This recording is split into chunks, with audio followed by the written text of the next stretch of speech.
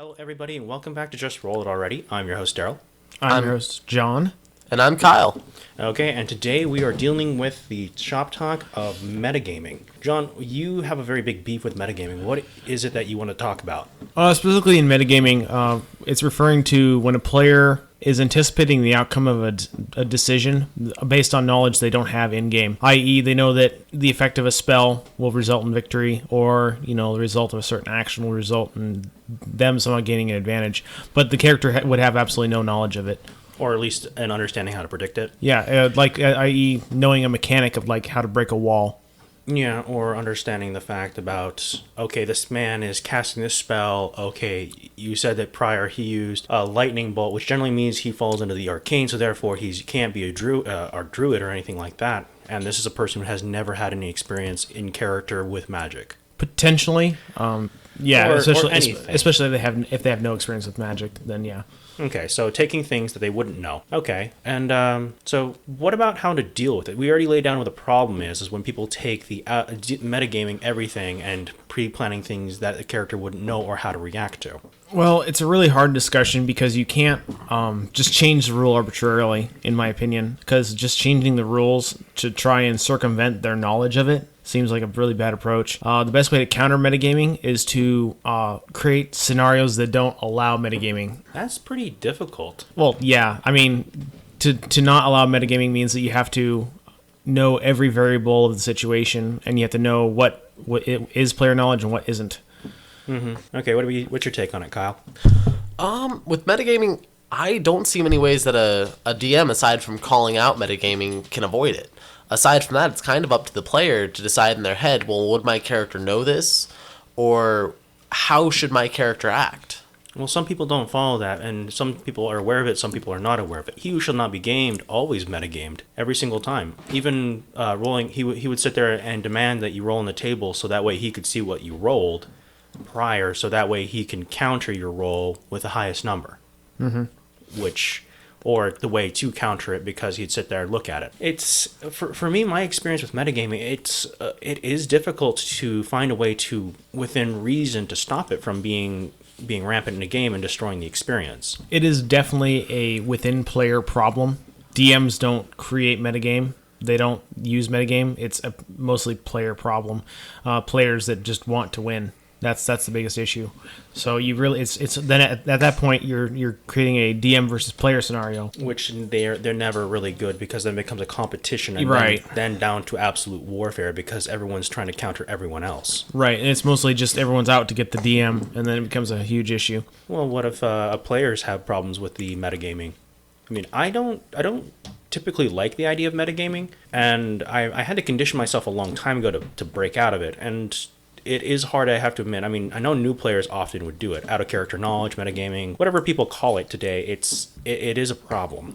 Yeah, it's the whole metagaming is also known as the out of character knowledge argument. Yeah. But metagaming has a little more facets to it.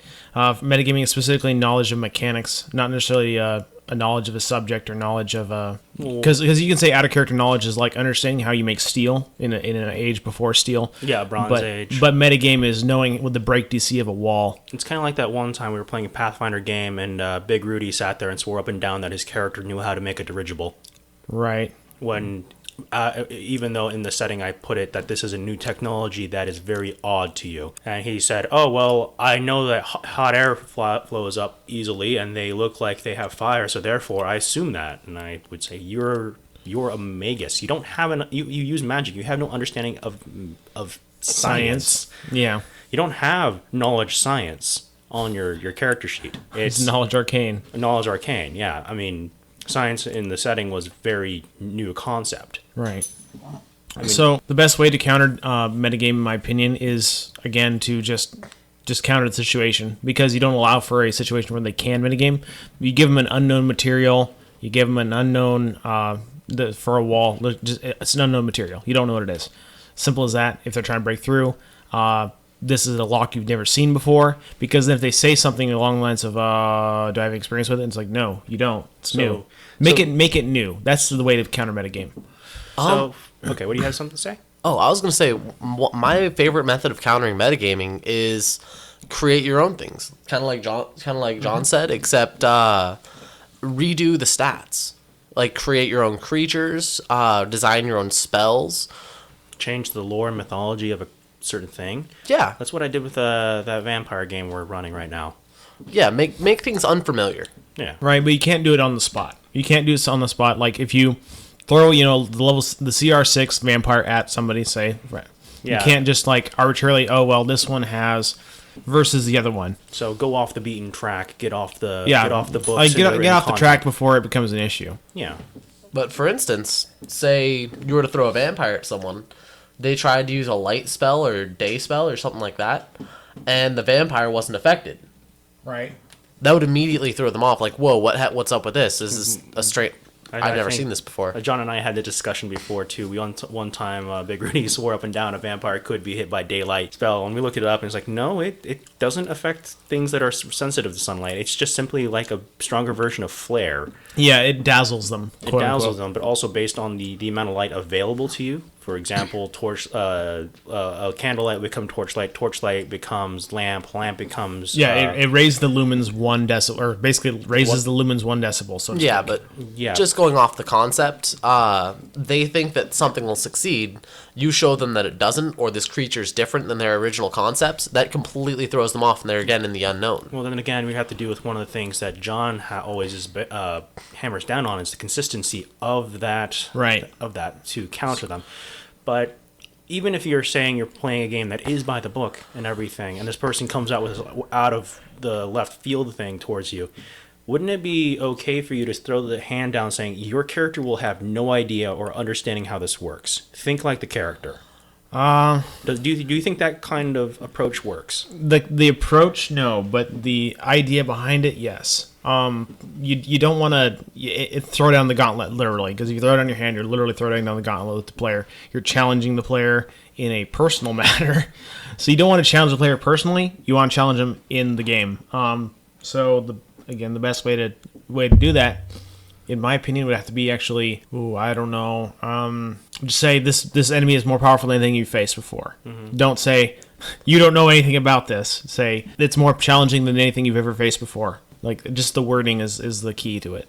Or even taking something and not telling them exactly what it is. You simply describe a creature or being or Be object. vague. Be vague. Yeah, in very vague details. But then they're going to want information. Yeah, well, then that's the problem, is try to gather information of something that's trying to kill you that you don't fully quite understand. Well, that's why we invented DCs. That's why 3.5 all the way up to 4.8 has DCs.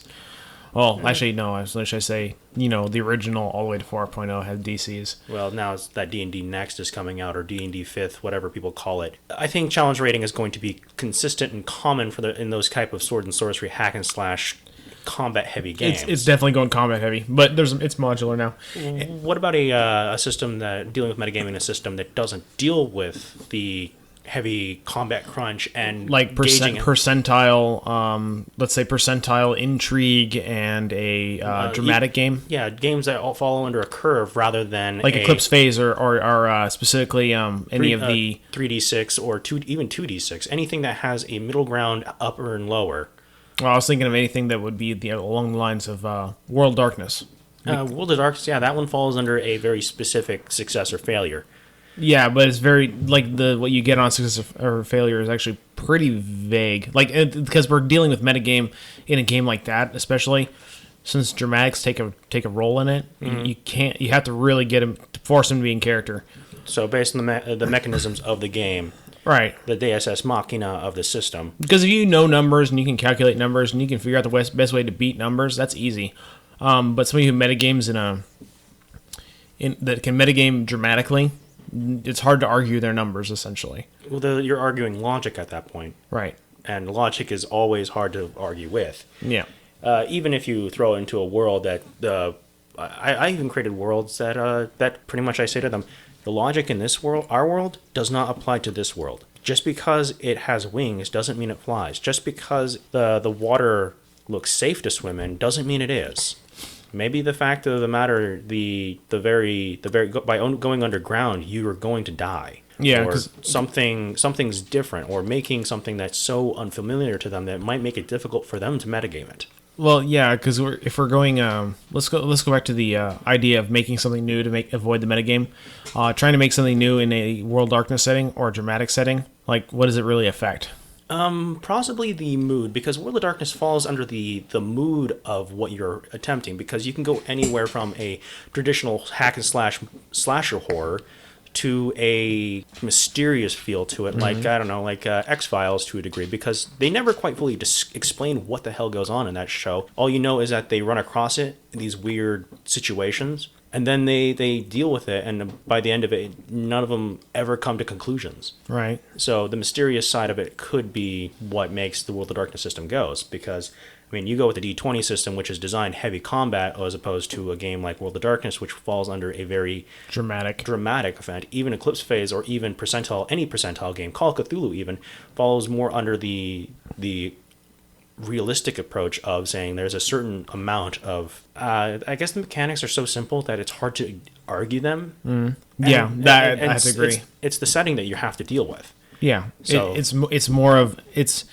less of the getting the +1 or getting the +2 from this knowledge or getting the plus whatevers, and it's more of success or fail by what degree. Yeah, and there's no bonus or negatives other besides the fact of the situation. You get the drop on them, you have cover, or you are not or you're not seen. Anyways, closing thoughts on this entire thing. We'll start with Kyle. I basically find that the more unknown you make things, or the more questionable you make things, the more you can get people out of metagaming. Because metagaming is your previous knowledge. So if you don't have much knowledge at all, or if you throw off their knowledge of it, that breaks them of metagaming. They have to act more in character. I have to say that as long as you don't challenge the player directly as a personal thing, when you accuse them of being, or when you obviously see their metagaming, don't challenge them personally. Just make it foreign to them. Just change it, because if you make it personal, it becomes a out of game issue, and you don't want that. It just makes it unpleasant experience. Okay. Well, my closing thought on it is that, yes, the unfamiliarity is a good thing, and also putting out the outright challenge to them does make a problem. And I think my approach to it would possibly be more in the lines of the mysterious side of it. Don't make them, if you say Pathfinder, they think, oh, stats, books, it's by the book. You say World of Darkness, they say, what's going on here?